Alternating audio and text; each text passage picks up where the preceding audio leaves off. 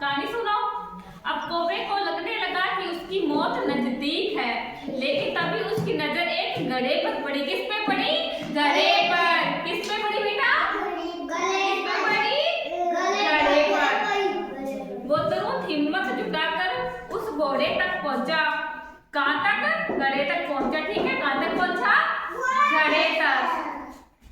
लेकिन उसकी खुशी बस कुछ समय के लिए ही थी, क्योंकि उस घड़े में पानी तो था, लेकिन इतना नहीं था कि कौवे की चोंच उस पानी तक पहुंच सके। ठीक है, उसमें पानी तो था, लेकिन वो पिए कैसे? पानी तो था एकदम थोड़ा, उसकी चोंच जा ही नहीं रही थी इसके मटके में, है ना।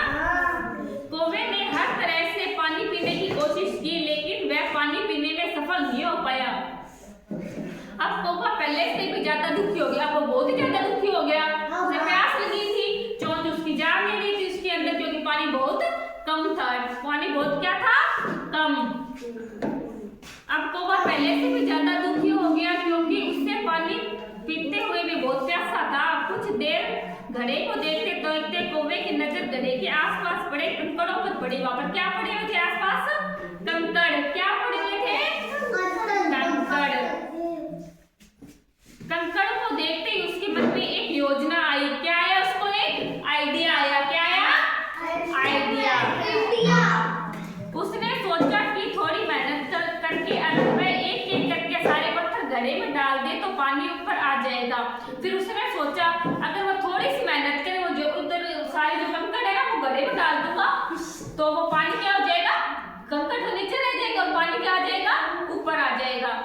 उसने एक एक करके आसपास पड़े कंकड़ों को घड़े में डालना शुरू कर दिया। ठीक है, उसने सारे जो पत्थर थे ना वो घड़े में डाल दिए। वह कंकड़ों को तब तक घड़े में डालता रहा जब तक पानी ऊपर उसकी चोंच तक नहीं आ गया। ठीक है, फिर काफी मेहनत के बाद जब पानी ऊपर आ गया तो कौवे ने जी भर के पानी पिया और अपनी प्यास बुझाई और उड़ गया। अच्छी लगी आपको कहानी? कौन सी? ये वाली बारिश हो रही है, ये वाली कहानी, जग्गू वाली कहानी सुननी है आपको? पहले बैठो, फिर सुनाओगी। सारे बच्चे बैठो, पहले शोर नहीं करना। ठीक है। छोटा जग्गू घर के बाहर मिट्टी में रोज खेलता था। वो जग्गू था ना, वो घर के बाहर मिट्टी थी उसकी, तो वो वहां पर बहुत खेलता था। वह गंदा रहता था, मंजन में नहीं करता था। आप तो करते हो ना, सारे मंजन करके आते हैं सुबह सुबह। कौन कौन करता है ब्रश? आप बैठो, ब्रश करती हो सुबह सुबह। लेकिन जग्गू तो नहीं करता था। ठीक है, वो मंजन में नहीं करता था, नहाता भी नहीं था। ठीक है, जग्गू है ना, मंजन में नहीं करता था और नहाता भी नहीं था। नहीं, शोर नहीं करना, इसलिए उसका कोई दोस्त नहीं था। ठीक है, ना वो मंजन करता था ना वो नहाता था, उसका कोई दोस्त भी नहीं बना, क्योंकि वो गंदा रहता था ना, इसलिए। एक दिन बारिश का मौसम होने लगा, जोर जोर से हवा चलने लगी, अंधेरा होने लगा और बारिश फिर से शुरू हो गई। छोटा जग्गू भागता हुआ घर में छिप गया। वह थोड़ा थोड़ा भीग गया, बारिश आ रही थी ना इसलिए वो भीग गया। कुछ देर बाद जग्गू के शरीर में घास फूस उगने लगा। जग्गू डर के मारे कमरे के छिपकर रोने लगा। जग्गू की माँ ने पूछा, बेटा क्या क्यों हो रहा है? जग्गू ने कहा, माँ देखो मेरे पीठ पर क्या उग गया है। तब माँ ने कहा, तुम गंदे रहते हो, मिट्टी में खेलते हो जो तुम्हारे शरीर पर चिपक गई है। यदि तुम रोज साफ सफाई का ध्यान रखोगे तो घास फूस नहीं आएगी।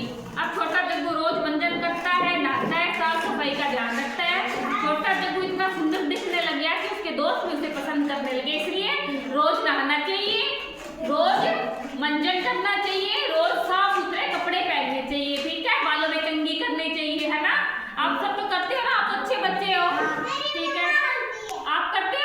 ठीक है, वेरी गुड, क्लैपिंग करो।